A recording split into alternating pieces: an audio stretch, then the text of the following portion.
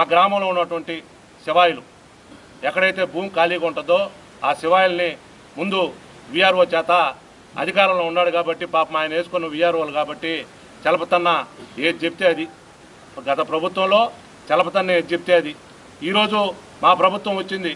మా ప్రభుత్వం వచ్చిన తర్వాత రాజుపాలెం గ్రామ ప్రజలైతేవి మండల ప్రజలైతేవి స్వచ్ఛందంగా ఎంఆర్ఓ ఆఫీసులకి పోలీస్ స్టేషన్లకి సచివాలయాలకు పోయి ఏ పని కావాలంటే ఆ పని స్వచ్ఛందంగా చేయించుకున్నారు.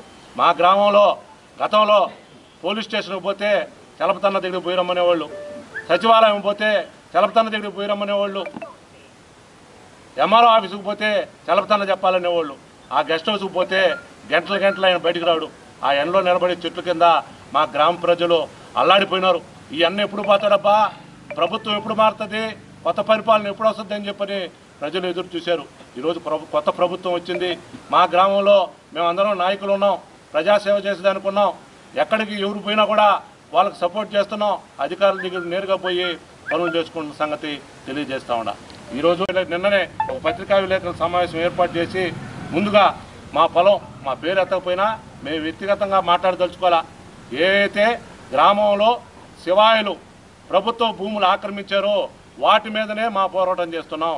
డీసీఎల్ ఫ్యాక్టరీ ఎదురుగా ఒక విలువైన 2 కోట్ల రూపాయల భూమి, దానికి కాంపౌండ్ వాల్ కట్టారు. దానికి కాంపౌండ్ వాల్ కట్టి ఈ ప్రభుత్వం కానీ వైసీపీ మళ్ళా వచ్చుంటే మొత్తం అది కూడా కబ్జా, అది కూడా హ్యాండ్ ఓవర్ చేసుకునేవాళ్ళు.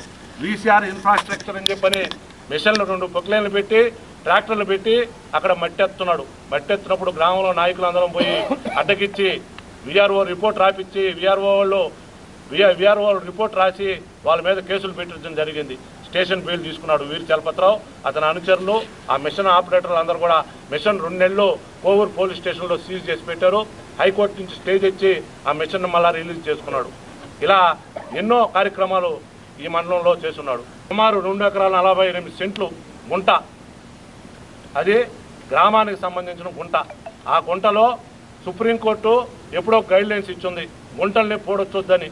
ఈరోజు 48 సెంట్లు ఆయన బినామీని అయినటువంటి ఇదిగో ఆ 2 ఎకరాల 45 సెంట్లు ఫోటోలు కూడా మీకు చూపిస్తున్నాను. ఫోటోని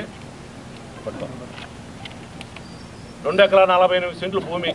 ఈ భూమిని అక్కడ గ్రీన్ హౌస్ అనే ఫ్యాక్టరీకి 2 ఎకరాల 48 సెంట్లు అమ్మేశాడు. ఆ గుంటని పూర్తి చేసిన దృశ్యాలు కూడా మీకు చూపిస్తున్నా.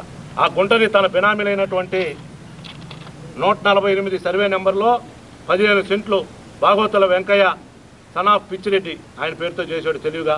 148 2లో 5 సెంట్లు నాసిన ప్రసాద్ ఆయన పేరుతో చేశాడు. వీళ్ళంతా ఆయన బినామీలే. 148 సర్వే 148/3లో 5 సెంట్లు పంతంగి రమణయ్య పేరుతో చేశాడు.